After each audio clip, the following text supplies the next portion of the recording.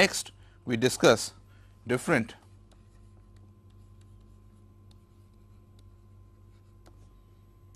mechanical elements that are used in machines or structures and the forces, moments generated by these elements. Our strategy would be, I will take each element, discuss about it and then solve a related example. The simplest of the elements is a string which can apply a tension. Suppose I am pulling a ball or something tied at the end of a string by a force F and it is not moving, then the string applies a tension in the opposite direction. But remember, a string or a rope can apply tension, but not compression.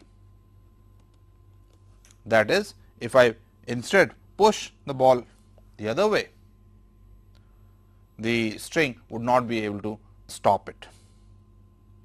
On the other hand, if I have a bar made out of a material, a rigid bar, it can apply both a tension as well as a compressive force. So, if I have a ball at the end of it, if I pull it by force F, it will apply a tension T if the ball does not move. If I push it in by a force F, it will apply a compressive force of equal amount in the other direction. Next, let us discuss the contact force between a surface and say a rod or a box on it.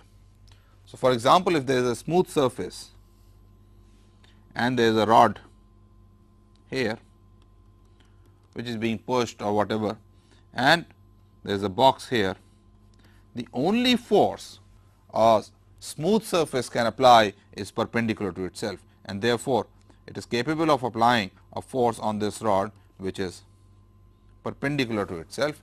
Similarly, it is capable of applying a force on the box, maybe distributed, maybe at the same point, which is perpendicular to the surface. Why is it perpendicular? Imagine if it were not perpendicular, what would happen? Then this box, because of the component parallel to the surface, would start moving by itself. That does not happen, and therefore, we conclude that a smooth surface applies a force perpendicular to itself. On the other hand, if we take a rough surface,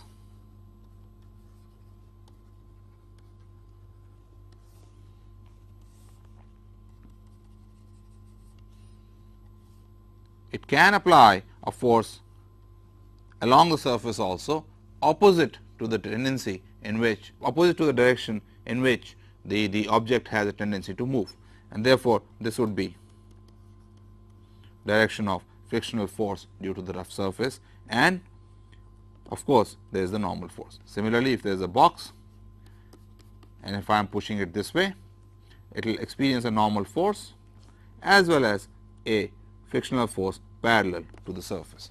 So, a smooth surface applies a force perpendicular to itself, rough surface applies a force which also has a component parallel to the surface. By similar logic, if I have a plank or a rod on a smooth, on an edge,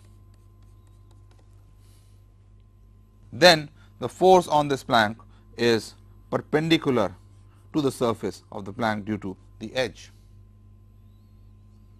Of course, the direction in this side would not be there. The only direction in which the edge can apply a force on to the plank is in this direction.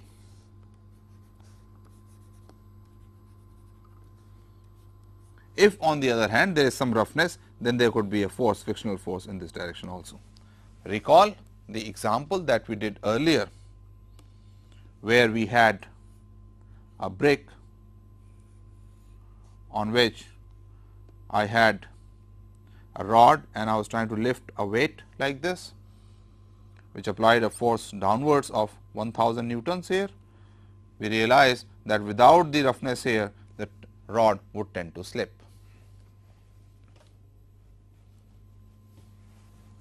Let me now do one example of this problem.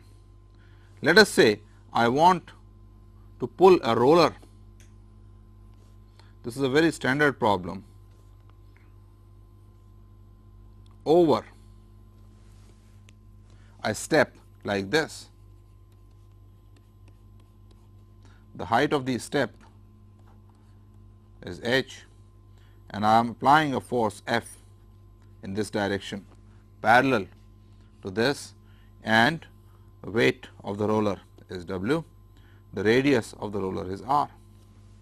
I want to know what force should I apply in order to take this roller over this step. Let us see what all can we do. So, let me make this again. I have this roller on which I am applying a force at the center to the right. This height is h, it is being pulled down by W. Now, the possible forces on the roller, if the corner is rough, is a force like this, frictional force, and a force towards the center, the normal force. Then the force that we are applying F and the weight W.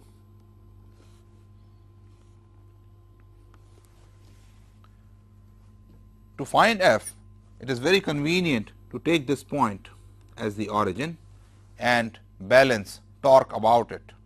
That would straight away give, in order for equilibrium, F times R minus h, because this distance is R minus h, is going to be equal to W times this distance, which if you work out is going to come out to be 2 R h minus h square. And therefore, the force that I apply should be equal to W times square root of 2 R h minus h square over R minus h. That should be enough to take it over the step. What about these forces, the force F and the force N? Let us calculate those also. So, you see now in this problem I am applying the torque equation first and the forces equation later. Let me make this big, and now we see that this force is W times square root of 2 R h minus h square over R minus h. This force is W, this force is N, and there is a force F like this.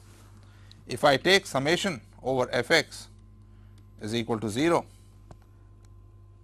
then the horizontal component of the force F, frictional force, should balance the horizontal forces otherwise applied.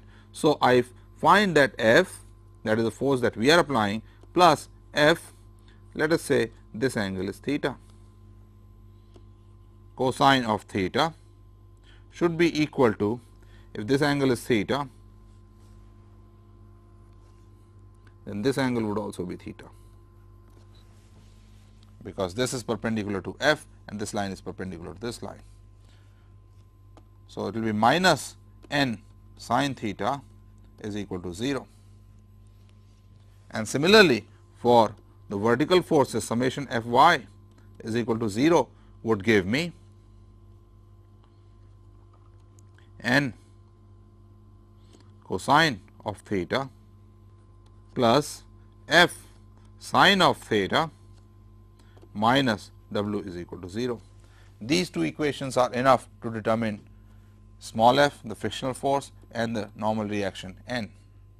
Here, since this angle is theta, you can see that this angle is also theta, and therefore, sin theta is nothing but square root of 2 r h minus h square over r, and cosine theta is nothing but r minus h over r. If we substitute these values in the equations, we find n is equal to w r over r minus h and f is equal to 0. So, this is a very special case where to take the roller over the step, you do not really need any frictional force on the edge. Notice that as r minus h becomes small, n goes up. So, therefore, the normal reaction keeps on increasing as h becomes larger and larger and larger.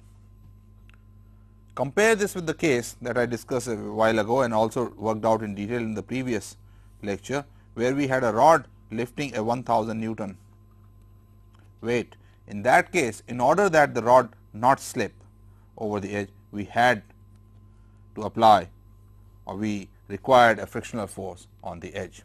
So, what we learn is that a rod or a plank on an edge can apply normal force in the case of smooth surfaces, and a normal force and a frictional force when the edges and the surface are rough.